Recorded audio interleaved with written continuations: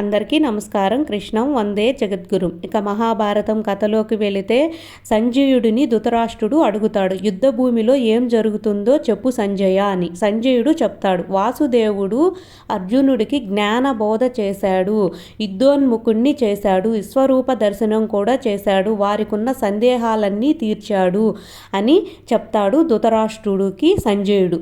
తర్వాత మొదటి రోజు యుద్ధంలో ఏం జరిగిందో కూడా చూసి అంతా ధృతరాష్ట్రుడికి వివరిస్తాడు ఉంటాడు. మొదటి రోజు యుద్ధంలో పాండవుల సైన్యం కౌరవుల సైన్యం యుద్ధ భూమికి వెళ్తారు.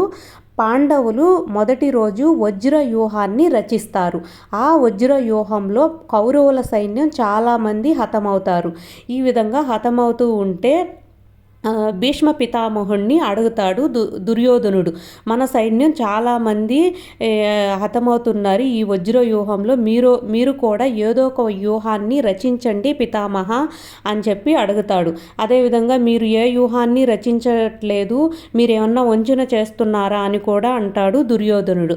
అప్పుడు చెప్తాడు భీష్మ పితామహుడు ఏమనంటే, ఈ పాండుపుత్రులు అందరూ ఒకచోట ఉన్నప్పుడు ఏ వ్యూహాన్ని రచించలేము అని చెప్తాడనమాట. అయితే వాళ్ళని వేరు వేరు చోటకి వెళ్ళేటట్టు చేయాలి. అప్పుడు వాళ్ళు ఏమి వ్యూహం రచించుకుంటారంటే, ద్రోణాచార్యుడు వచ్చి అర్జునుడితో యుద్ధం చేసేటట్టు చేస్తారు. అదేవిధంగా ద్రౌపది కుమారులు 5 మంది ఉంటారు. ఆ 5 మంది కుమారులతో కూడా యుద్ధం చేస్తుంటారు. వాళ్ళని రక్షించడానికి భీముడు అక్కడికి వెళ్తాడు. ఆ విధంగా ఒక్కొక్కరి చోటుకి వాళ్ళని వెళ్ళేటట్లు వీళ్ళు వ్యూహాన్ని రచిస్తారు. ఈ విధంగా చేసినప్పుడు అక్కడికి నేరుగా మనము అప్పుడు యుధిష్ఠుని వద్దకి వెళ్ళొచ్చు అని చెప్పి అనుకుంటారనమాట. అప్పుడు దుర్యోధనుడు అనుకుంటాడు, నేరుగా ఈ ఫస్ట్ రోజే యుధిష్ఠుని వద్దకు వెళ్తే ఈ రోజే యుద్ధం కూడా అయిపోవచ్చు కదా అని చెప్పేసి యుధిష్ఠుని వద్దకు వెళ్ళడానికైతే వాళ్ళు ప్రయత్నిస్తారు. తర్వాత అభిమన్యుడికి భీష్మ పితామహుడికి కొంత సంభాషణ కూడా జరుగుతుంది. భీష్మ పితామహుడితో యుద్ధం చేస్తాడు అభిమన్యుడు, కొంతవరకు ఆపుతాడు. అంటే యుధిష్ఠుని వద్దకు వెళ్ళకుండా, అంటే వాళ్ళు అక్కడికి వచ్చే వరకు ఆపే ప్రయత్నం అయితే చేస్తూ ఉంటాడు. అదేవిధంగా శల్యుడు నకుల సహదేవులతో యుద్ధం చేస్తూ ఉంటారు. అయితే వాళ్ళని శకుని పోయి రెచ్చగొడతాడనమాట శల్యుడిని.